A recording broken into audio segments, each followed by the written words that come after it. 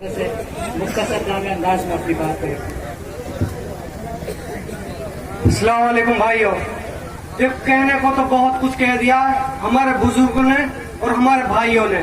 भाई ये वक्त वो है जो झूठ और सच में फर्क करने का है, जो ईमानदारी और बेईमानी में फर्क करने का है। सिर्फ ये वो वक्त है, आपको सोचना है। खुदा की कसम, जो भी इनके साथ है ना, कोई ऐसा ना है बनावटी है, जो भी है दिल से है इनके साथ। और ये इलेक्शन इनका नहीं है, ये मत सोचो इनका है। जो इलेक्शन है सब आपका है, मेरे बुजुर्ग भाइयों का, मेरे दोस्तों का, मेरी माओ का, मेरी बहनों का, क्योंकि ये वो ताकत है जो हम सबको ताकत देंगे।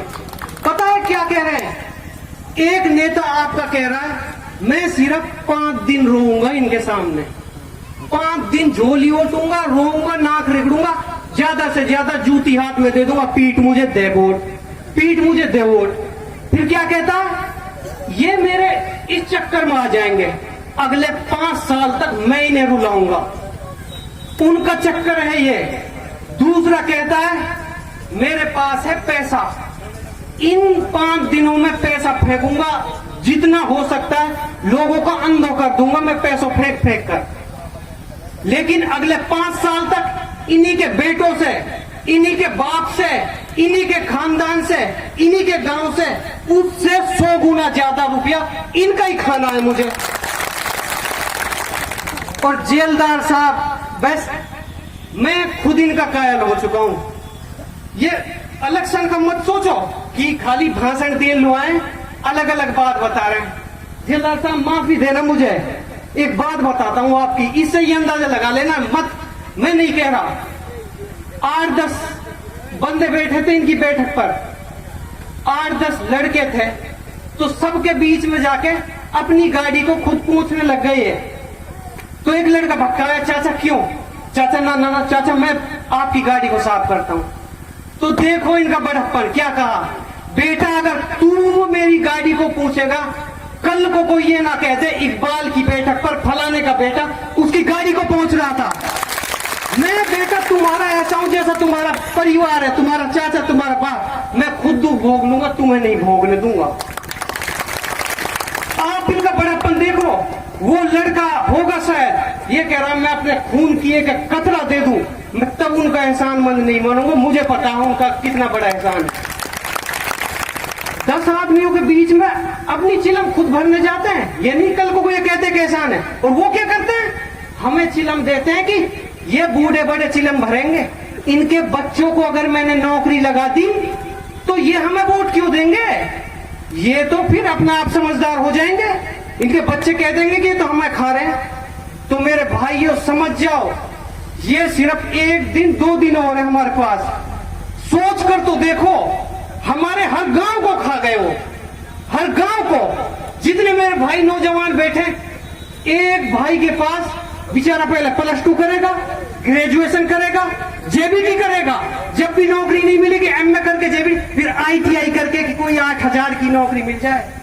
क्या कहते हैं? अरे नौकरी लेनी है, आधा किला ही बेचे जब दूंगा नौकरी। सच्चाई है भाई, सच्चे। बेचारा एक जमींदार आधा किला में से अपनी बेटी को ब्याह करा हुआ, परिवार पर छोरा पड़ा हुआ कि हमारा आधा किला बिकवा में है। ये जेलदार ये कहते हैं अगर अल्लाह ने मेरी सुनी, अगर अल्लाह ने मुझे इज्जत दी, अपने भाइयों के बीच में ऐसे बैठा रहूंगा, उनके कंधे से कंधे मिलाकर, ये है समाज का मतलब। कोई नौजवान नौकरी के लिए नहीं तरसेगा, नहीं मिलेगी जाऊंगा, सरकार का दरवाजा खटखटाऊंगा कि मेरे बच्चों के लिए, पहले मेरे घर के, मेरे गांव के, मेरे भाइयों के लिए चाहिए पहले नौकरी। हर भाई के लिए नौकरी होगी तो मेरे भाइयों समझ जाओ, कोई पैसा ना, वो कह रहे हैं हम इन्हें अंधा कर देंगे 1 दिन में, इनके आंखों पे पट्टी बांध देंगे, वो पट्टी बिल्कुल मत बंधवाओ। सिर्फ और सिर्फ दिखाने का वक्त है, बदलाव का वक्त है। कुछ नहीं, हमें सिर्फ बटन दबानी है, वो भी चाबी की। अपने आप ये क्या, ये तो ऐसे हो जाएंगे। ये डर रहे हैं अगर जेलदार जीत गया तो सारे गांव में इतने काम हो जाएंगे, हमें तो कोई गिनेगा ही नहीं कि इनकी अच्छाई हुई। कहते हैं जेलदार जैसे ईमानदार कोई नहीं है, खुद वो कह देते हैं। तो मेरे भाइयों, बस मेरी आपसे बहुत बड़ी दरखास्त है, कैसे ही भी करके इस बात को याद रखो, उनके बहकाव में पैसे के या वैसे उनके जो वो है ना वो पर्दा पाड़ेंगे, इसमें मत आना। और एक बार जेलदार को मौका देकर देखो, शायद इंशाअल्लाह वो नहीं जानते होंगे कि डीएपी खाद के कट्टे का कितना रुपए का आता है, लेकिन आपको यही जेलदार साहब उस खाद के कट्टे का क्या आपकी हर परेशानी को दूर कर देंगे, चाहे जमींदारी से लेकर आपके बच्चों की नौकरियों से लेकर, चाहे कोई हमारे घर गांव की समस्या को लेकर हो।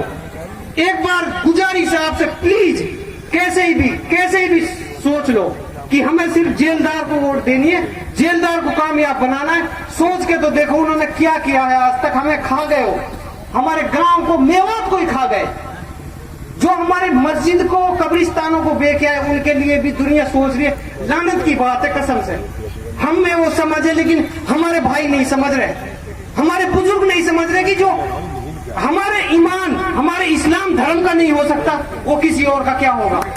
जो अपने भाई का नहीं हो, भाई का टिकट अपने भाई का नहीं है, वो हमारा आपका क्या है। तो कैसे भी मेरे भाई हो, गुजारिश है बस ये 2 दिन है, मजबूत रहो आप, इंशाल्लाह बहुत आगे निकले हो। शुक्रिया। इनके बाद मैं नारायण सरपंच की ओर से गुजारिश करूंगा।